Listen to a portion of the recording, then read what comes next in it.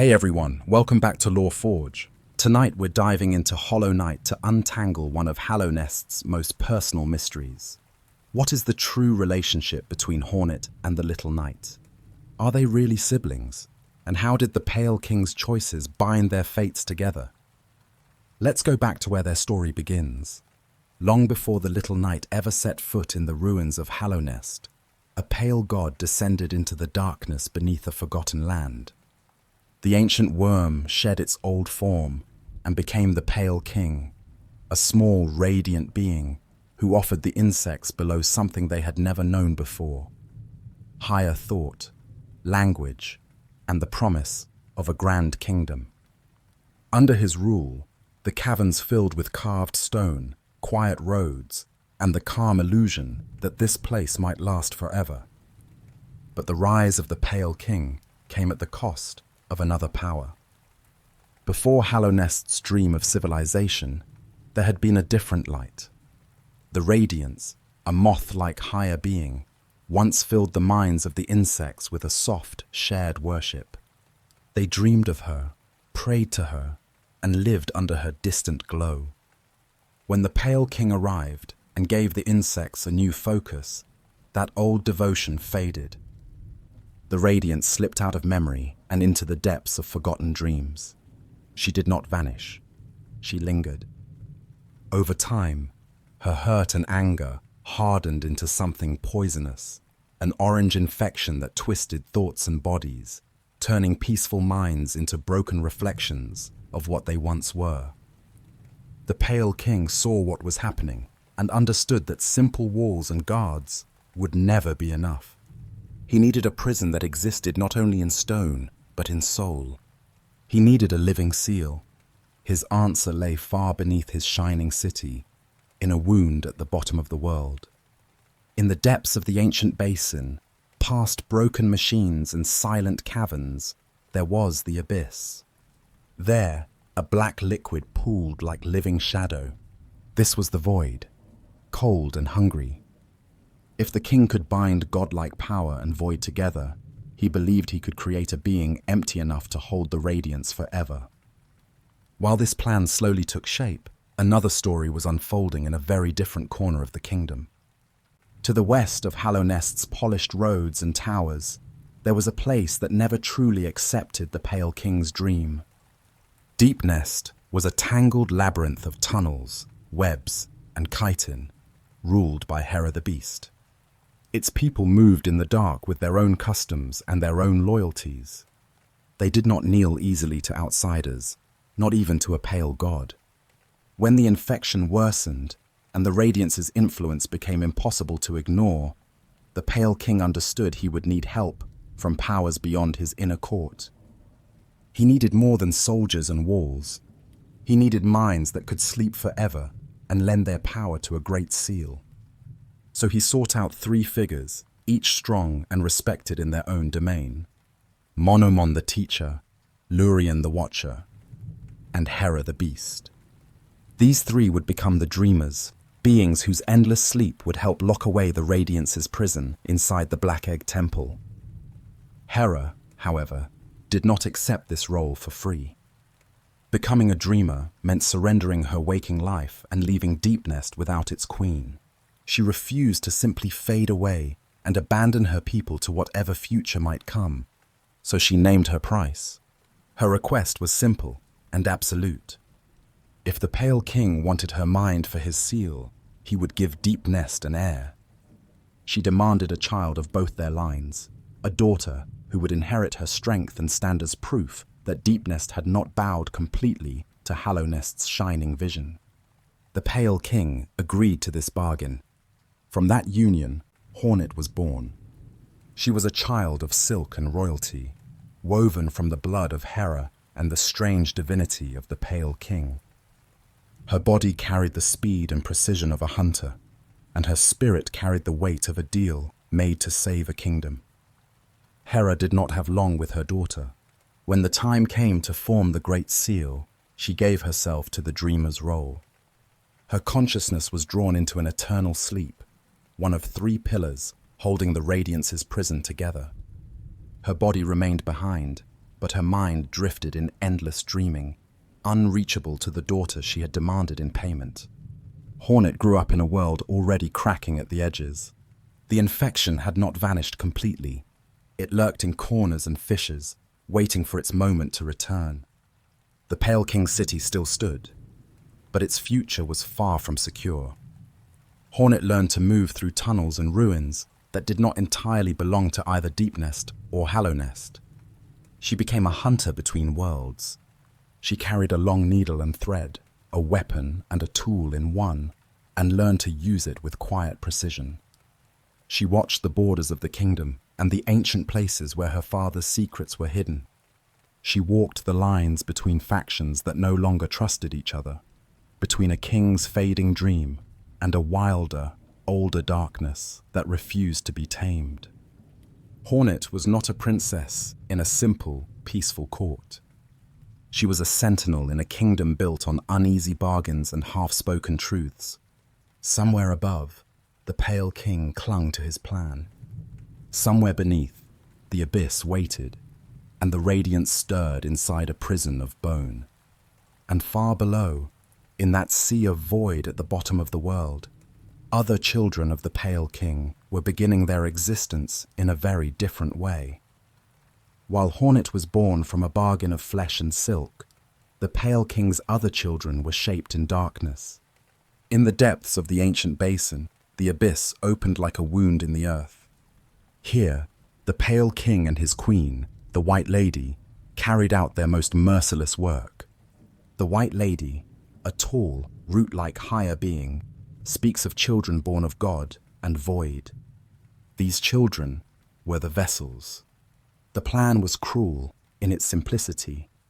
The Pale King believed that if he created beings truly hollow inside, the radiance would have nothing to grasp, nowhere to plant her light. So he and the White Lady produced countless offspring. Eggs fell into the abyss.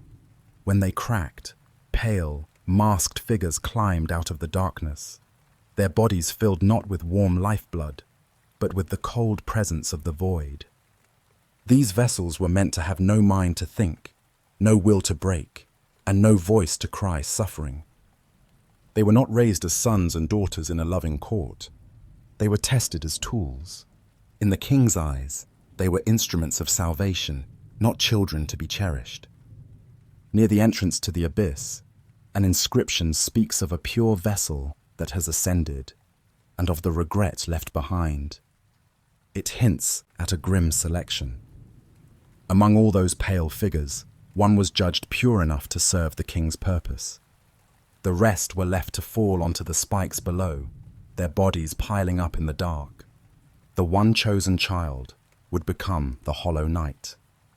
Taken from the abyss and raised closer to the king, the Hollow Knight was trained to embody silence and restraint. They would be the perfect container, a living lock for the radiance.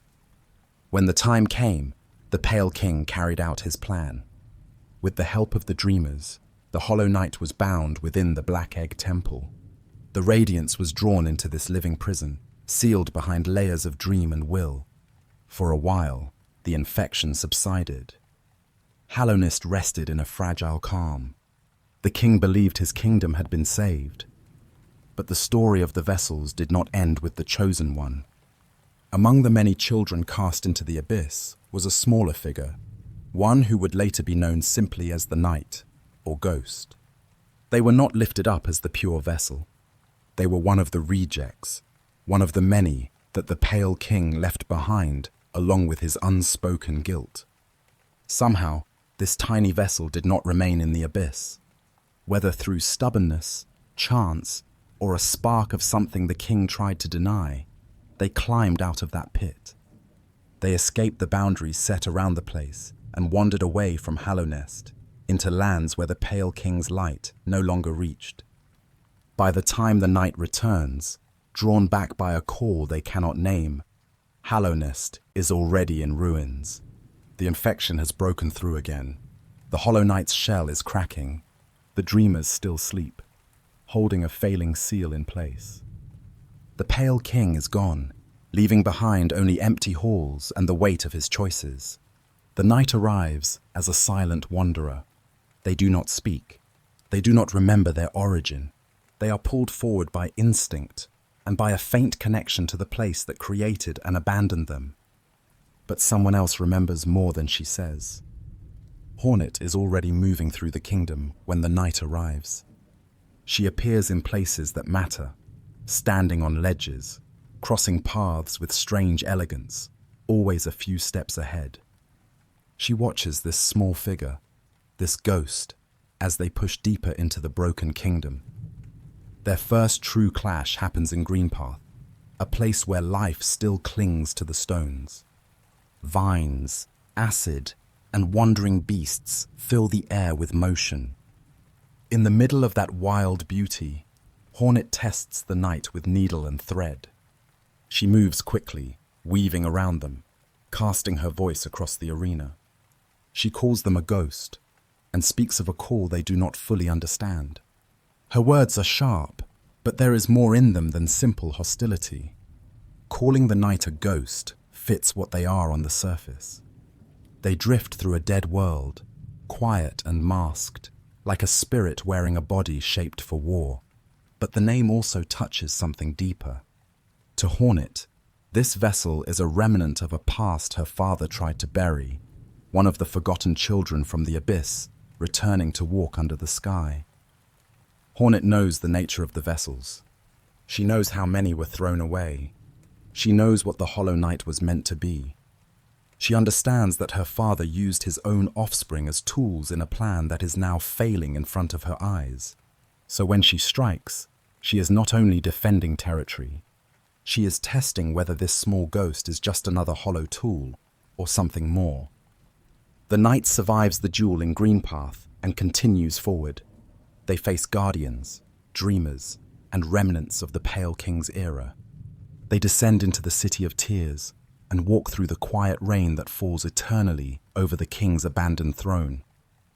When Hornet meets them again, her tone has shifted. There is still challenge in her voice, but it is tempered by recognition. She has watched their journey and seen what they have overcome. She begins to speak of their role in more serious terms. She warns them about the path ahead, about the cost of facing the source of the infection. She hints at the weight of the decision they will eventually have to make. She does not step aside easily, but she no longer treats the knight as a mere intruder. What the game never says openly, the law quietly makes clear. Hornet is the daughter of Hera the Beast and the Pale King, born from a bargain to secure Deepnest and heir. The knight is one of the vessels, the children of the Pale King and the White Lady, created in the abyss with void instead of normal lifeblood. They share the same father, but not the same mother. Within the logic of Hallownest, that makes them half-siblings. The game does not use that word. It prefers masks, titles, and hints. Instead of saying sister, Hornet calls the night ghost and little shadow. Instead of saying brother or sister, the world calls them vessel, intruder, and sometimes savior. Yet the bloodline is there. The Pale King stands behind both lives. One child was born through a bargain with Deepnest, given a voice and a body that moves freely through the world. The other was made in darkness, stripped of voice, and raised to be a container rather than a person. Despite this difference, their paths curve toward the same place. At the center of Hallownest, the Black Egg Temple waits, a shell of stone wrapped around a struggling god and a failing plan. Both Hornet and the knight are pulled toward it, each for their own reasons. Hornet understands more of what lies inside.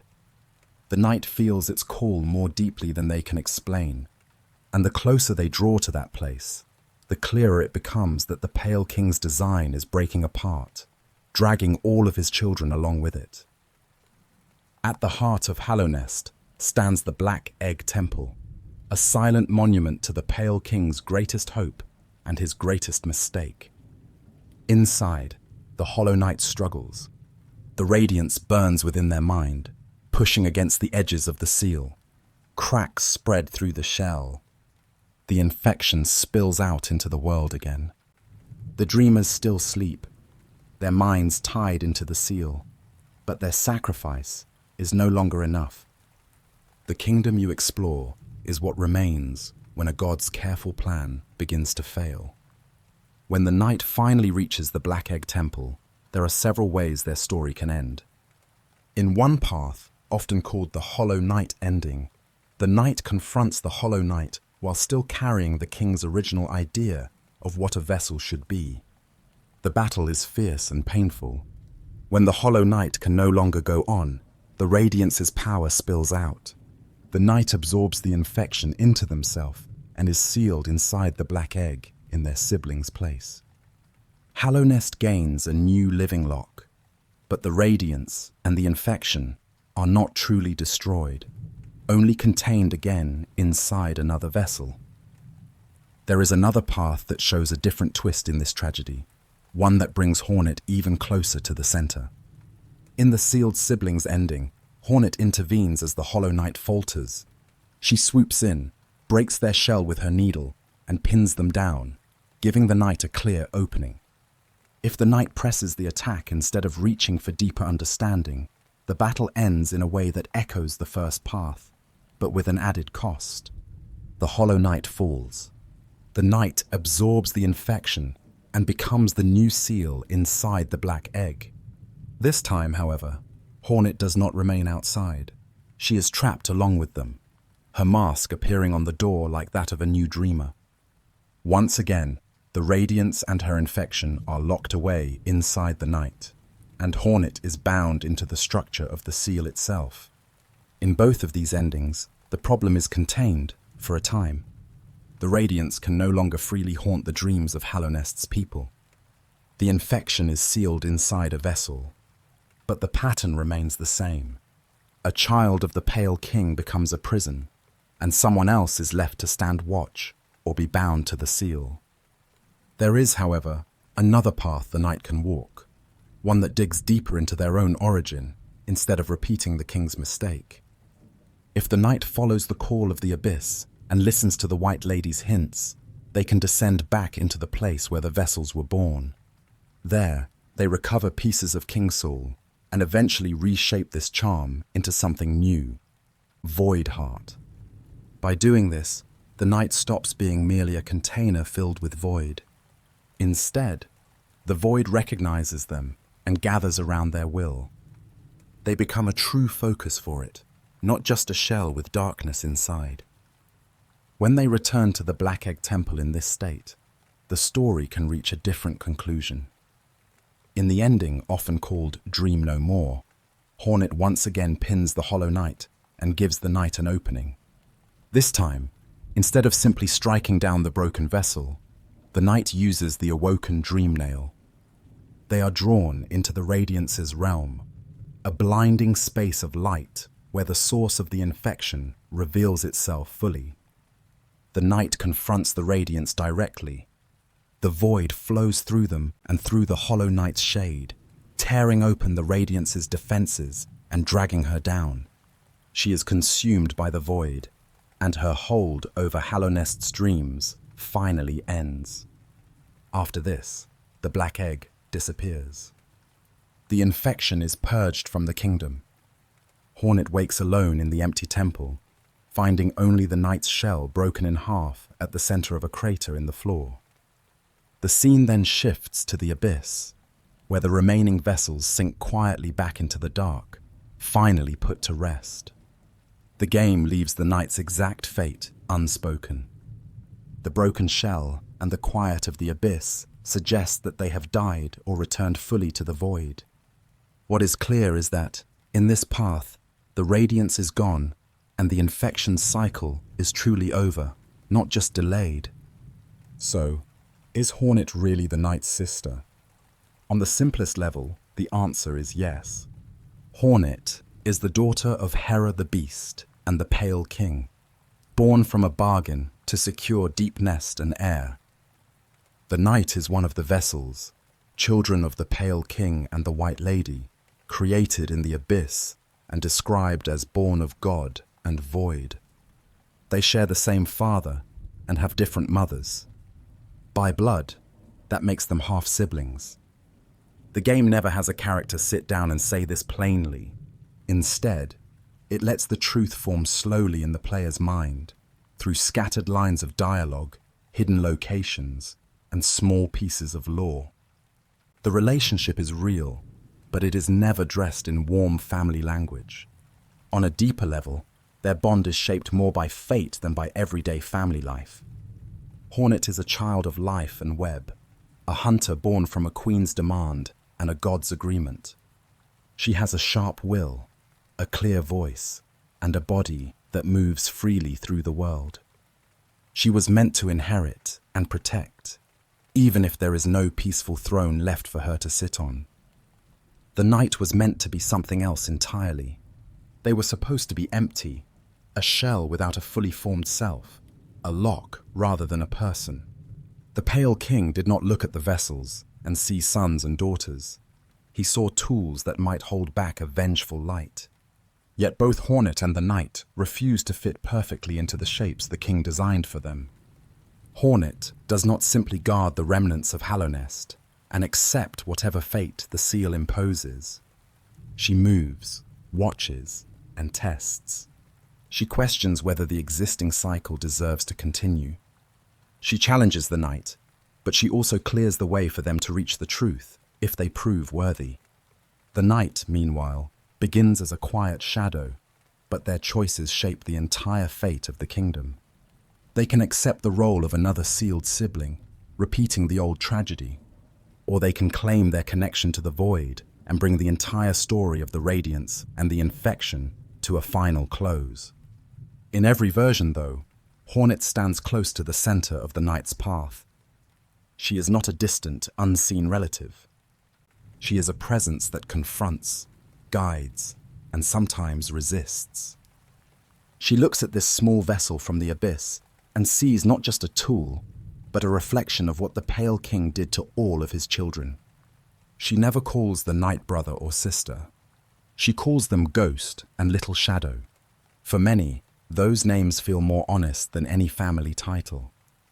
The Knight really is a ghost of the king's past, a living reminder of the children thrown away for the sake of a dream.